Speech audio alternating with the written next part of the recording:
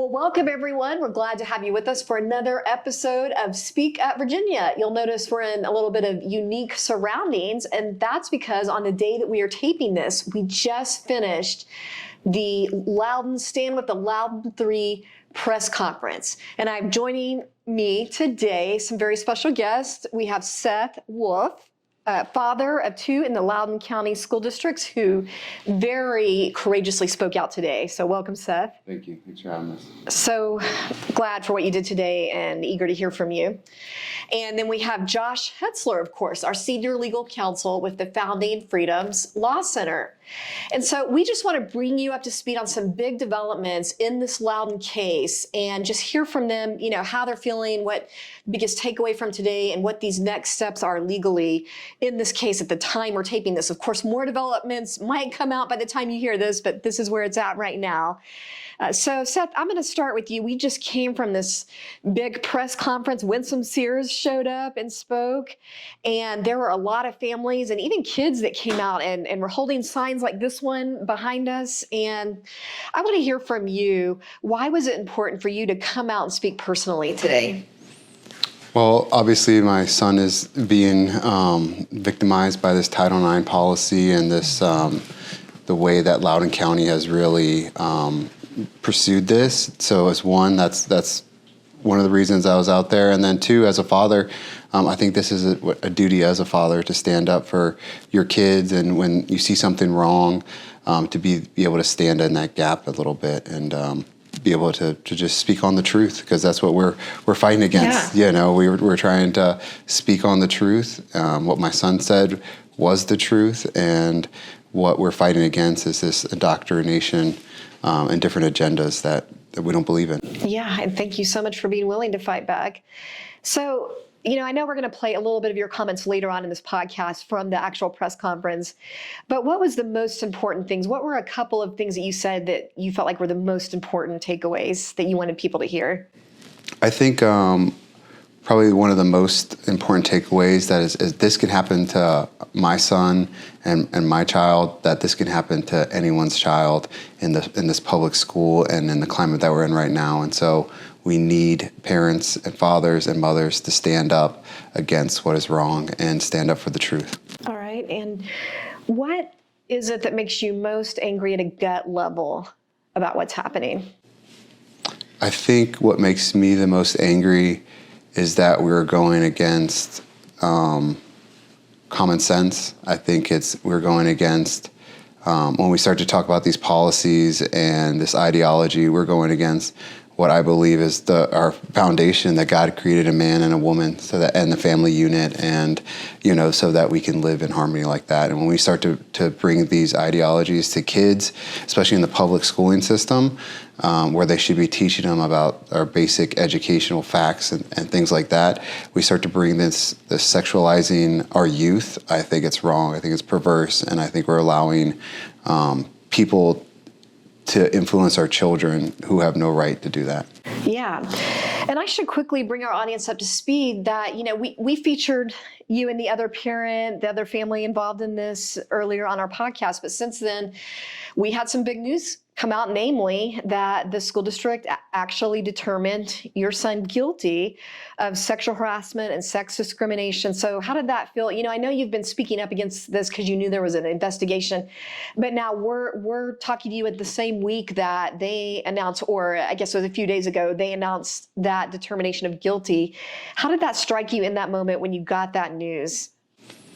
It hurts your heart, because we know that the child that we've raised, and we know the person that he is, and so to see that him being characterized in this position, one, it's wrong, and so as a parent, being hurt like that is one thing, and then the other emotions start to come up where there's anger that our kids are being taught this way, and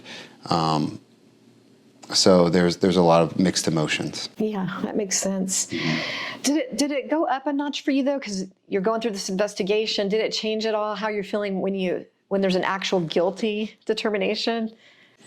Yeah, definitely it changed it. One, because we believe we're on the right side of this. Yeah. We're speaking the truth, and the truth is that there is male and female. And the questions that these boys were asking, they're not getting any response from the adults and the administration that should be in charge of helping them deal with this kind of stuff. We're trying to leave these questions for kids to answer for themselves. And so seeing that verdict that they want to hold him guilty for having free speech and religious beliefs, and then to try to characterize it not only as wrong, but then to try to sexualize that as well. This is a conversation between boys in a locker room, trying to figure out why, when they look across in the locker room, that what appears to be them, a female, is in their locker room, and should be a space that should be safe and they should be taken care of in the public institution like that. Okay, yeah, exactly. All right, Josh, help us understand, what are the next steps here now that there's this guilty determination? What happens now? Yeah, well, the good news is we appealed the Title IX determination, and because of that, the suspension that was going to start sort of the first 2 weeks of school is now sort of on hold. So I think it may be a week or two. It's difficult to know exactly how long they're going to take to get back to us on appeal, but the way that their appeal works, you're very limited in what you can actually appeal. And we've already made all the points we can make to show why they're biased, why it's discrimination, and they've ignored us all along the way. So the appeal is kind of perfunctory. It's part of the process we have to go through. The good news is it does keep him from missing school for right now. So we'll wait on their answer. And then if they don't change their mind, which we don't expect them to, then we'll have to file a lawsuit. And you explained in the press conference, why don't you expect them to? Well, they've ignored us at every point along the way. And, I explained the discrimination aspect of this. Look, they did the right thing in dismissing this against our client who's Muslim, right? Yeah, you had 3 clients. Yeah, one who's Muslim and 2 who are Christian. Yeah. All very good students with good records who are, just have common sense morals, right? And they let the Muslim student off, which was the right thing to do. The interesting thing is that they accused them all of the same facts.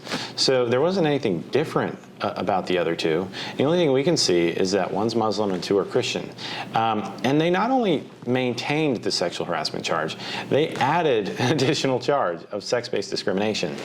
And so it's pretty outrageous. And we've, of course, brought all this up, and we've tried to get them to do the right thing at every step.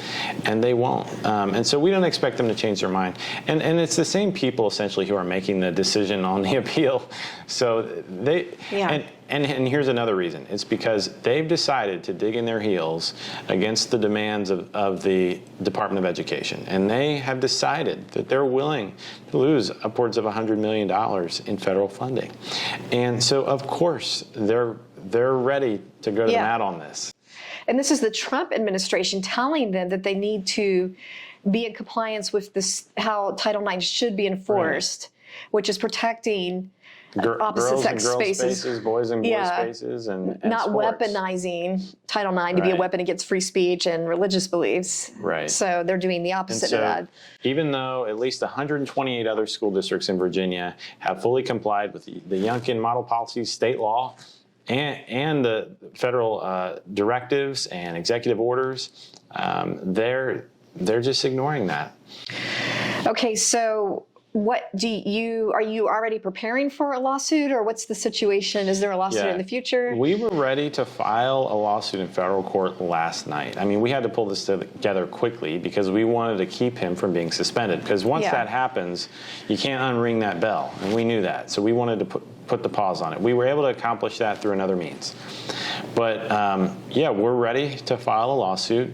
And we, based on some of the things that we're hearing, we think the Department of Justice is very interested in this case. Okay. And so if the Department of Justice gets involved, it obviously brings a lot more pressure.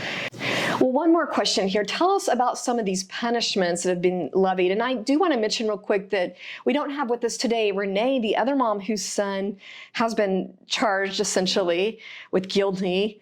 And, you know, the reason that they're not here is because they actually moved out of state because their son was being targeted by this district. So they actually moved as a result of all the anguish of this. But with that said, what charges are we looking at here? Yeah, let me just make a comment on that. Yeah. And they chose to suspend that student for 10 days knowing that he's not even in school anymore, which is just wild. So it just shows how vindictive they are about this. Yeah, it shows you they're trying to make an example, Right. because they didn't follow this indoctrination. So now it's now just about an example, right? Right. But for Seth's son, who's actually still in school, you know, missing the first 2 weeks of your junior year is no small thing. You know, it sets you back majorly.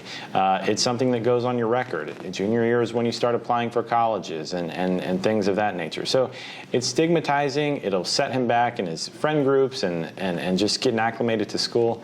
And then there's this sort of this plan of correction, I'll call it, that he and his parents are required to go to. And I can only assume that means they're going to try to indoctrinate him more because he hasn't done anything wrong. I mean, what is he going to do that's different than before? He's speaking the truth. So I think that's problematic. Sounds like a plan of re-education camp. Yeah, you know, and we don't know yet, but that's kind of what it sounds like. So we're very suspect of that. And, you know, and he's been told he's not allowed to contact this girl who was in the locker room, which is fine because he never spoke to her once before, right? So that shouldn't be an issue. So, and there's no reason for him to be suspended if there's already a no contact order in place. All right. Well, Seth, before we get into I want to show everyone what you said today and what the other parents that spoke said. So we're going to play from the press conference, and I think everyone will be very encouraged by the support for these parents and students that showed up today. But before we get to that, I just want to ask you, Seth, how are you navigating this with your son? How do you work as a father to keep his spirits up, to not let this discourage him, to help him go about his life? What does that look like right now? I think the biggest thing that we've taken away from this is we believe that God works in mysterious ways. And so this situation, shining light on what's going on in our local county, is one thing, but this light being shined on what's going on the nation and what's happening with other children and youths and families that are going through similar situations, it's a blessing as well as a curse, you know. And if God can use us and our family as a instrument to try to make some change, like, we're willing to take that fight. And so just encourage him to know that, one, that he is speaking the truth, and, you know, we are on the right side of this, and we believe that with the support that we've been shown, that a lot of people are with us as well. Thank you so much. All right, well, with that said, here is a look at our press conference. Loudoun County has taken Title IX, meant to protect students, and twisted it into a weapon. They have chosen ideology over safety. They have chosen power over parents. They have chosen punishment over protection. The facts are simple. A female student recorded boys in a locker room. The boys objected. They spoke up. Instead of protecting them, the school turned on them. The message is unmistakable. Speak the truth, and you'll be silenced. Question the administration, and you'll be punished. His privacy was violated in the locker room. He was secretly videotaped. This is a gross abuse of authority. Title IX should protect children. It should not be weaponized to silence free speech and punish religious convictions. Loudoun County chose ideology over common sense, and every parent should be alarmed. Because if it can happen to my child, it can happen to your child. The school is the real bullies here. We are appealing the decision, and we are preparing for a lawsuit. We will not stop fighting until our son's rights and the rights of all students are protected. Hi, my name is Tumai Harding, and I've been designated the Title IX advocate for the Smith, Chair, and Wolf families during this extremely difficult navigating time. Renee Smith couldn't be here in person today, but she wanted to make sure her voice and her son's story are heard loud and clear. Loudoun County Public Schools branded my son with one of the most damaging labels you can put on a young man: sexual harassment. And for what? For referring to a biological girl as girl? That's not harassment, that's truth.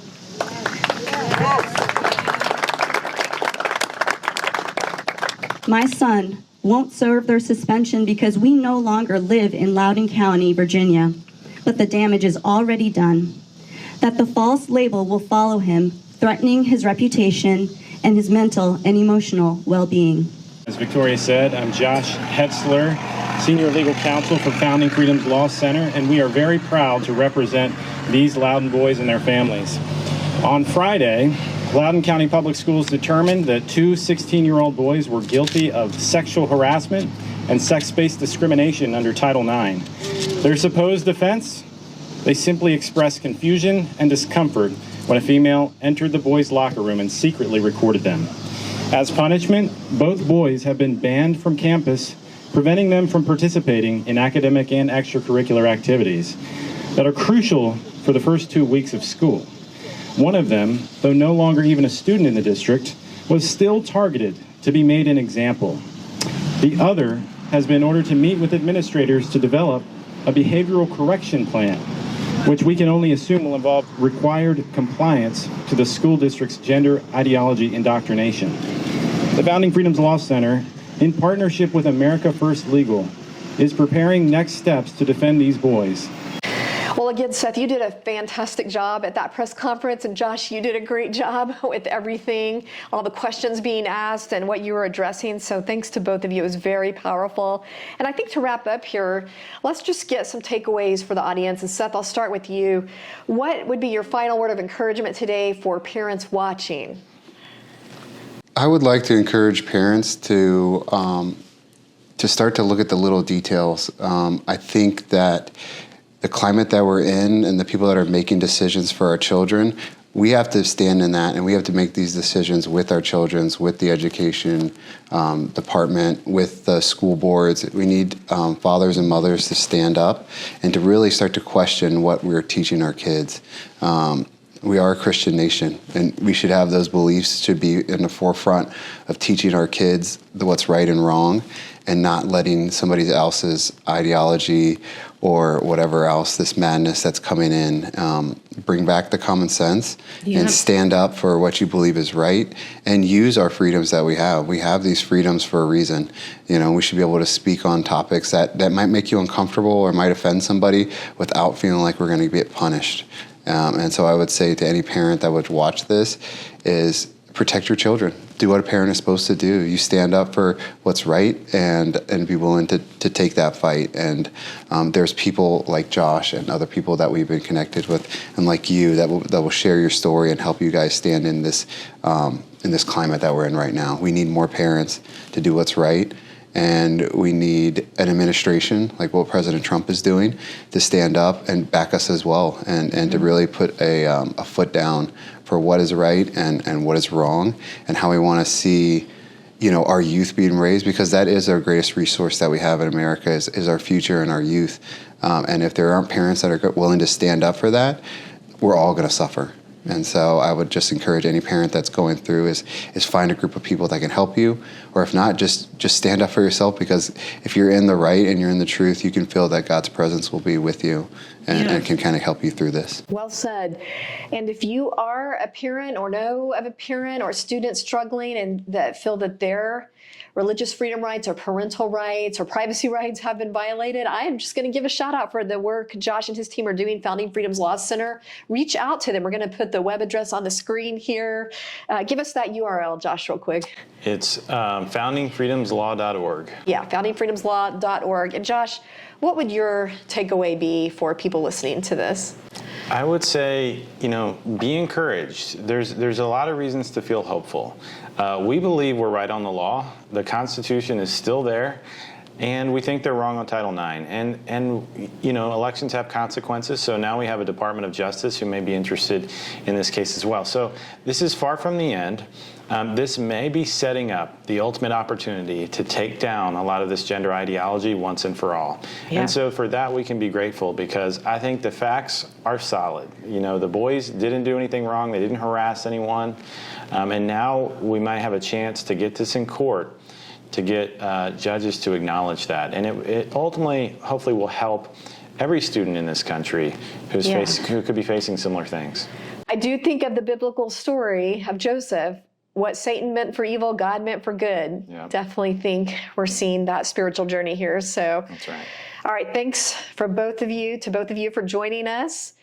Thanks everyone for continuing to make your voice heard. If you want to know how you can help out, again, go check out the Founding Freedoms Law Center. Remember, we are stronger when we speak together, and we saw that in action with the Stand with Loudoun 3. We continue to see all of you speaking up with us. Thank you so much.